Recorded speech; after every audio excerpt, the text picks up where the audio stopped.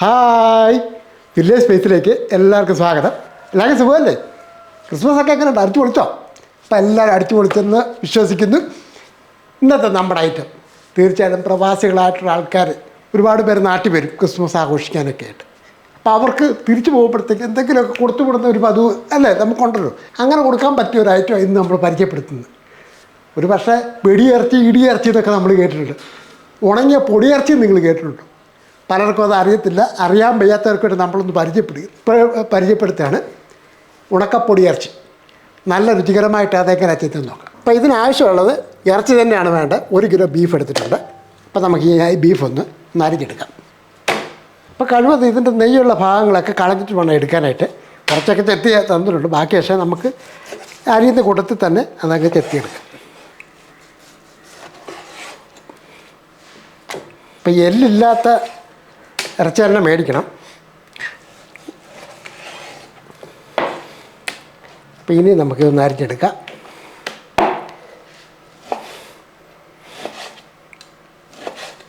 ഇതേപോലെ അതൊക്കെ കട്ട് ചെയ്തെടുക്കുക. സാധാരണ നമ്മൾ ഇടിയിറച്ചി എന്നൊക്കെ പറയും. കാര്യം അത് ചെയ്യുന്നതിൻ്റെ രീതി ഒന്ന് വേറെ. കാര്യം അത് നല്ലപോലെ കനലിനകത്തൊക്കെ ഇട്ട് ചുട്ട് അങ്ങനെയൊക്കെ എടുക്കണം. പക്ഷെ നമ്മളിത് കനലിനകത്തൊന്നും എടുത്തില്ല. കാര്യം അതിനുള്ള സൗകര്യം ഇല്ലാത്തതുകൊണ്ട് നമ്മൾ ആ രീതിയല്ല, അത് വേറെ രീതിക്ക് നമ്മളത് ചെയ്തെടുക്കുന്നത്. ഇച്ചിരി വലുപ്പത്തിൽ തന്നെ അരിഞ്ഞതേ ഉള്ളൂ. ഇത് നമുക്ക് കുക്കറിനകത്തായാലും വേവിച്ചെടുക്കാനുള്ള. അപ്പോൾ ഇച്ചിരി വലുപ്പത്തിലായാലും കുഴപ്പമില്ല. വേണ്ട, ഇതേപോലുള്ളതൊക്കെ ചെത്തിക്കളയണം. അപ്പോൾ ഈ ഇറച്ചിയുടെ ആ നെയ്യും എൻ്റെ ചവുകിൻ്റെ ഭാഗമെല്ലാം കളഞ്ഞതിന് ശേഷം ബാക്കി എടുത്തിട്ടുണ്ട്. ഇപ്പോൾ എത്ര ചെത്തിയെടുത്താലും കുറച്ചൊക്കെ കാണും, എന്നാലും കുഴപ്പമില്ല. ഇത് നന്നായിട്ടൊക്കെ കഴുകി വൃത്തിയാക്കി എടുക്കട്ടെ.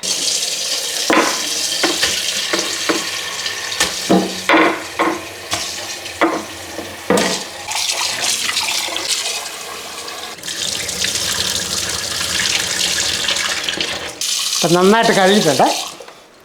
ഇനി ഇത് ഒരു കൊട്ടയ്ക്കകത്ത് വാരി വെക്കാം.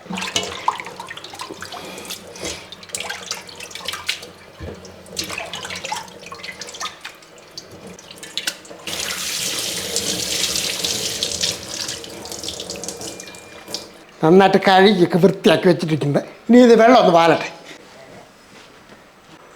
ഇപ്പം ഈ ഇറച്ചിയുടെ വെള്ളമൊക്കെ പോയിട്ടുണ്ട്.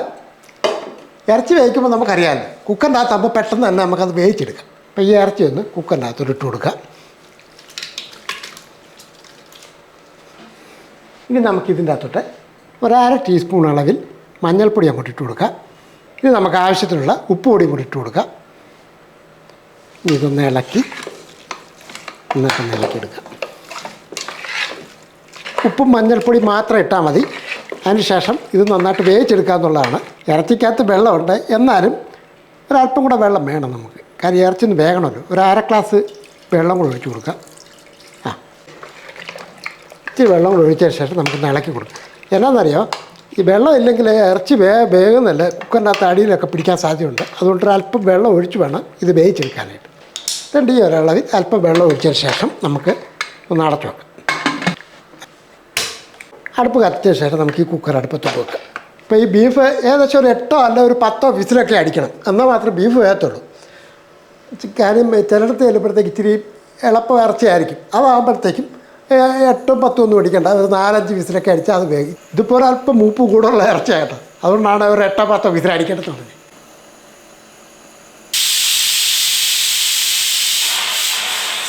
ഇപ്പോൾ 10 വിസിൽ അടിച്ചതിന് ശേഷം നമുക്ക് അടുപ്പങ്ങ് നിർത്താം. ഇത് ഇരിക്കട്ടെ. പ്രഷറൊക്കെ കംപ്ലീറ്റ് പോയതിന് ശേഷം വേണം നമുക്ക് തുറന്നു നോക്കാൻ. എന്തില്ലേ ഒന്നുകൂടെ അടുപ്പത്ത് വെക്കണം. ഏതായാലും 10ാമത്തെ വിസിൽ വേഗം എന്നാണ് എൻ്റെ വിശ്വാസം. ഏതായാലും പ്രഷർ പോയതിന് ശേഷം നമുക്ക് തുറന്നു നോക്കാം. നമുക്ക് പ്രഷറൊക്കെ പോയിട്ടുണ്ട്. പ്രഷർ പോയതിന് ശേഷം തുറന്നു നോക്കാം. ഇതിപ്പോൾ ഒരല്പം വെള്ളമുണ്ട്. നമുക്ക് അടുപ്പത്ത് ഒന്നുകൂടെ വെച്ച് ഈ വെള്ളം ഒന്ന് വറ്റിച്ചെടുക്കും. ഇറച്ചി വെന്തൊന്ന് നോക്കട്ടെ.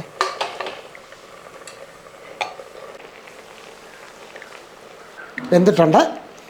നടുവശം ഇങ്ങനെ തെളിച്ചൊന്ന് കൊടുക്കുക. ഇപ്പോൾ സമയം ഇരിക്കുമ്പോഴത്തേക്കും ഈ വെള്ളം അങ്ങ് വറ്റിക്കണം.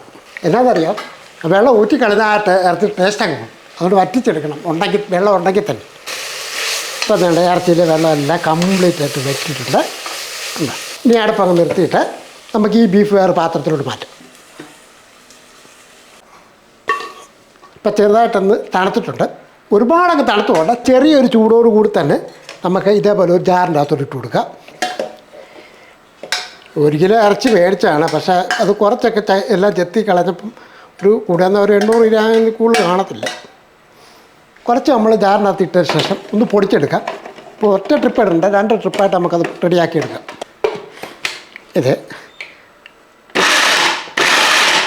ഇതേപോലെ നിർത്തി ഇത് പൊടിക്കാം. ഇതേപോലെ ഒരുപാട് പൊടിഞ്ഞു പോകണ്ട, ഒരു മീഡിയം രീതിയിലൊന്ന് പൊടിച്ചെടുത്താൽ മാത്രം മതി.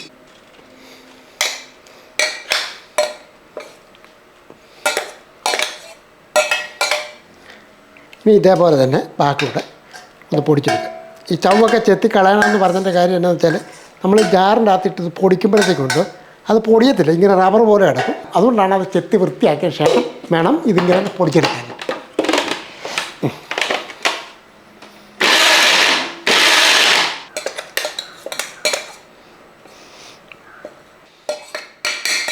ഒരുപാട് പൊടിഞ്ഞു പോലെ ഈ ഒരു രീതിക്ക് വേണം അത് പൊടിച്ചെടുക്കാനായിട്ട്. ഇനി ഇതാ ചെയ്യുന്നത്, നമുക്ക് വെയിലത്ത് വെക്കണം. ഇങ്ങനെ പൊടിച്ച് കഴിഞ്ഞാൽ പെട്ടെന്ന് തന്നെ നമുക്കത് ഉണക്കിയെടുക്കാം. അതുകൊണ്ടാണ് ഇങ്ങനെ പൊടിച്ച് ഇനി നേരെ വെയിലത്തോട്ട് പോകും. ഇനി നമുക്ക് ഒരു ബട്ടർ പേപ്പർ ഈ തീപ്പയുടെ മുകളിലോട്ട് വെക്കാം.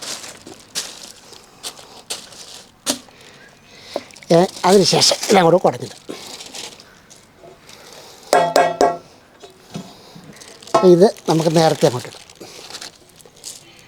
ഇപ്പോൾ ആകുമ്പോഴേ നല്ല വെയിലല്ലേ, അതുകൊണ്ടാണ് ഇങ്ങനെ ഒരു ശ്രമം നമ്മൾ ചെയ്ത്. വെയിലായതുകൊണ്ടാണ്, മഴക്കാലത്ത് ചെയ്യാൻ പറ്റുന്ന ഐറ്റം അല്ല.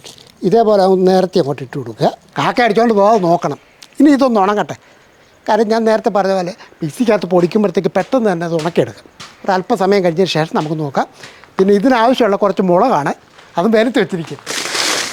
അപ്പോൾ അതുകൂടെ നന്നായിട്ട് കഴുകിയൊക്കെ വെച്ചിരിക്കുന്ന കേട്ടോ. എരിവുള്ളതും എരിവില്ലാത്തതുമായിട്ട് 2 മുളകുണ്ട്. ഇതും കൂടെ ഒന്ന് ഉണക്കിയെടുക്കണം. ഇത് കൂടെ നിൽക്കട്ടെ. അപ്പോൾ ഉച്ചക്കത്തേക്കുള്ള ചോറും കറിയൊക്കെ റെഡിയായില്ലേ? ഇനി അടുത്ത് ഇതാ ആ സാധനം ഉണങ്ങുന്നേരം വരെ ഇവിടെ ഇരിക്കണം. പിന്നെ മുളകൊക്കെ ഒരുവിധം ഉണങ്ങി ആ ഇറച്ചി, ആ പൊടിയിറച്ചി ഒന്ന് ഉണക്കി എടുക്കണം. ഇത് ഇങ്ങനെ ഉണക്കിയെടുക്കുന്നതിൻ്റെ കാര്യം എന്നാണെന്നറിയോ? ശകലം പോലും ഈർപ്പം അതിൻ്റെ അകത്തുണ്ടാവല്ലോ. കാര്യം എന്നാന്ന് വെച്ചാൽ ഇപ്പം വെളിയിലൊക്കെ കൊടുത്തു വിടുന്ന ആൾക്കാർക്ക് വെള്ളമയുണ്ട്, പെട്ടെന്ന് പൂത്തു. എന്നാ സാധനം ഇട്ടാലും ഇപ്പം നല്ലപോലെ ഉണങ്ങി കിട്ടും. കാര്യം അത്ര പവറല്ലേ വെയിലിന്. അത് ഒരല്പസമയം ഞങ്ങളിവിടെ ഇരിക്കുകയാണ്. ഈ കാക്ക വരുവാണെങ്കിൽ കൊത്തല്ല, അത് നോക്കി ഇരിക്കുക. ഏതായാലും അത് ഉണങ്ങട്ടെ. ഏകദേശം ഒരു മണിക്കൂറോളം നമ്മൾ വെയിലത്ത് വെച്ചിട്ടുണ്ടായിരുന്നു. ചെയ്തുണ്ട് ഇടയ്ക്ക് ഇളക്കി കൊടുക്കുകയും ചെയ്യണം ഇതുപോലെ. അപ്പോൾ ഇതുണ്ട്, ഇതിൻ്റെ അകത്ത് ആ വെള്ളമയൊക്കെ ഒന്ന് മാറിയിട്ടുണ്ട്. ഇങ്ങനെ നല്ലപോലെ ഉണക്കി അങ്ങോട്ട് വെക്കുക. ഇനി ഇത് പറഞ്ഞില്ല, ഒരു 2 മണിക്കൂറെങ്കിലും നല്ലപോലെ വെയിലത്തിരുന്നാൽ നല്ലപോലെ ഉണങ്ങി കിട്ടും. നമുക്ക് സമയക്കുറവുണ്ട്, ഞാനിപ്പം ചെറിയ അളവിലൊന്ന് കാണിക്കുന്നതാണ് കേട്ടോ. ഇനി നമുക്ക് ഈ മുളകും കൂടെ അങ്ങോട്ട് കൊണ്ടുപോകാം. വാ, ഇനി ഇതെങ്ങനെ റെഡിയാക്കുന്നതെന്ന് നോക്കാം. ഇനി ഇതേപോലെ ഒരു ചില്ല് കുപ്പി എടുക്കുക. ഈർപ്പമൊന്നും കാണല്ലേ. വെയിലത്തിട്ട് അത് ഉണക്കിയതിന് ശേഷം ഇത് ഈ പൊടിച്ച് വെച്ചിരിക്കുന്ന ബീഫ് ഇത് ഈ കുപ്പിക്കിലോട്ട് ഇട്ട് കൊടുക്കും.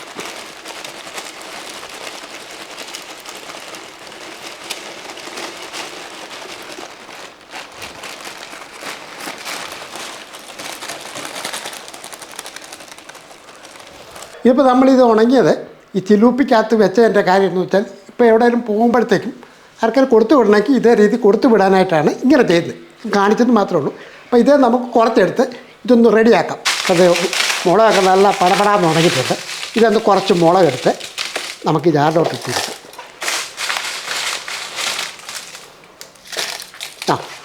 ഇത് നമുക്ക് ഒരുപാടൊന്നും പൊടിക്കണ്ട, ചെറുതായിട്ടൊന്ന് കറക്കിയെടുത്താൽ മാത്രം മതി. ഇതേപോലെ ഒന്ന് പൊടിച്ച് വെക്കുക. അടുപ്പ് കത്തിച്ച ശേഷം നമുക്കൊരു കടായി അങ്ങോട്ട് വെക്കാം. നമ്മുടെ കടായി ഒന്ന് ചൂടാൻ ശേഷം ഒരു അല്പം വെളിച്ചെണ്ണ ഒഴിച്ചു കൊടുക്കുക. ഒരു 2 ടേബിൾ സ്പൂൺ വെളിച്ചെണ്ണ അങ്ങോട്ട് ഒഴിച്ചു കൊടുക്കും. എണ്ണയൊക്കെ ചൂടായതിന് ശേഷം നമുക്കിതൊക്കെ ഒന്ന് ഇട്ട് കൊടുക്കാം. 1 ടേബിൾ സ്പൂൺ വെളുത്തുള്ളി ചെറുതായിട്ട് നരിച്ച് വെച്ചിരിക്കുന്നത്, അതേപോലെ തന്നെ ഇഞ്ചി ഈ ചൂടായ എണ്ണയിലിട്ട് ഇതൊന്ന് ഇട്ട് കൊടുക്കുക.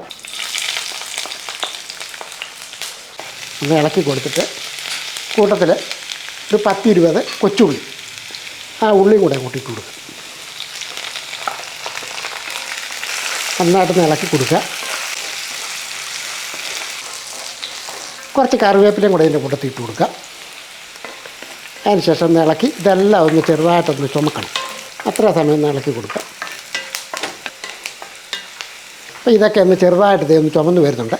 ഈ സമയത്ത് തന്നെ നമ്മൾ ഈ പൊടിപ്പിച്ച് വെച്ചിരിക്കുന്ന മുളക്, ഇപ്പോൾ എരിവ് പാകത്തിന് വേണം ഈ മുളകൊക്കെ എടുക്കാനായിട്ട് കേട്ടോ. ഞാൻ ഇപ്പോൾ ഒരു 2 ടീസ്പൂൺ അളവിൽ ആ ചതച്ച മുളക് അങ്ങോട്ട് ഇട്ട് കൊടുക്കുക. തീന് കുറച്ച് വെച്ചിട്ട് വേണം ഇത് റെഡിയാക്കി എടുക്കാൻ. ഞാൻ ഇതിൻ്റെ അകത്തോട്ട് ഒരു 1/4 ടീസ്പൂൺ അളവിൽ കുരുമുളക് പൊടി കൂടെ അങ്ങോട്ട് ഇട്ട് കൊടുക്കുക. കുരുമുളക് പൊടി വിട്ട് ഒന്ന് ഇളക്കിയതിന് ശേഷം ഇനി നമുക്ക് ഈ പൊടിപ്പിച്ച് വെച്ചിരിക്കുന്ന ആ ബീഫ് അങ്ങോട്ട് ഇട്ട് കൊടുക്കാം. ഇത് പകുതിയെ ഞാൻ എടുക്കുന്നുള്ളൂ. ഇനി ഒന്ന് ഇളക്കി കൊടുക്കുക. നന്നായിട്ടൊന്ന് ഇളക്കി ഇതെല്ലാം കൂടെ ഒന്ന് മിക്സ് ചെയ്തെടുക്കുക. ഇനി ഇതിനകത്തോട്ട് നമുക്ക് 1/2 ടീസ്പൂൺ മസാലപ്പൊടി, ഗരം മസാലപ്പൊടി ഇനി ഒന്ന് ഇളക്കി ഒരല്പം വെളിച്ചെണ്ണ ഒഴിക്കാം. കാര്യം ഇത് ഉണങ്ങിയിരിക്കുന്നതുകൊണ്ട് ഒരല്പം വെളിച്ചെണ്ണ ഒഴിക്കാം.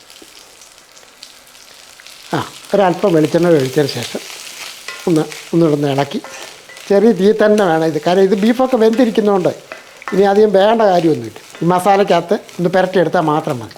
ഇപ്പം നമ്മുടെ ഉണക്ക പൊടിയിറച്ചി റെഡി ആയിട്ടുണ്ട്. ഇത് വേറെ കാര്യമുണ്ട്, ഇത് നമ്മുടെ ആയിട്ടുള്ള രീതിയിലാണ് ഇത് ഞാൻ പരിചയപ്പെടുത്തുന്നത് കേട്ടോ. ഈ രീതിക്ക് കാര്യം എന്താണെന്ന് വെച്ചാൽ ഇതേപോലെ ചെയ്ത് കഴിഞ്ഞാൽ ആവശ്യത്തിന് ഇതേപോലെ റെഡിയാക്കി എടുക്കാം. പിന്നെ ഇത് ശ്രദ്ധിക്കേണ്ട ഒരു കാര്യം എന്താണെന്ന് വെച്ചാൽ ഈ ചില്ലുഭരണിക്കകത്ത് ഞാൻ ഇട്ടെന്ന് മാത്രമേ ഉള്ളൂ. അതല്ല എവിടെയെങ്കിലും കൊണ്ടുപോകുന്നവർ അതനുസരിച്ചുള്ള ചില്ലുഭരണി ഇല്ല പ്ലാസ്റ്റിക് ബോർഡോ അതല്ലെങ്കിൽ പ്ലാസ്റ്റിക് കവർ അതിൻ്റെ അകത്തായാലും കൊണ്ടുപോകുന്നതാണ്. പിന്നെ ഇത് പൂക്കാൻ ശ്രദ്ധിക്കണം, അത് ശ്രദ്ധിക്കേണ്ട ഒരു കാര്യമാണ്. ഇത് പൂത്തുപോലെ അപ്പം വെള്ളം ഒരല്പം പോലും ഇല്ലാതെ വേണം. 2 ദിവസമെങ്കിലും വേർത്തിട്ട് ഉണങ്ങുകയാണെങ്കിൽ അതാണ് ഏറ്റവും നല്ലത്. അപ്പോൾ ഇത് റെഡി ആയിട്ടുണ്ട്. കാര്യം നമ്മൾ ഉപ്പൊക്കെ ഇട്ടാണ് ഇത് വേവിച്ച് വെച്ചിരിക്കുന്നത്. ഇനി അത് ഉപ്പ് വേണമെന്നുണ്ടെങ്കിൽ ചേർത്ത് കൊടുത്താൽ മാത്രം മതി. ഇതങ്ങ് നിർത്താം.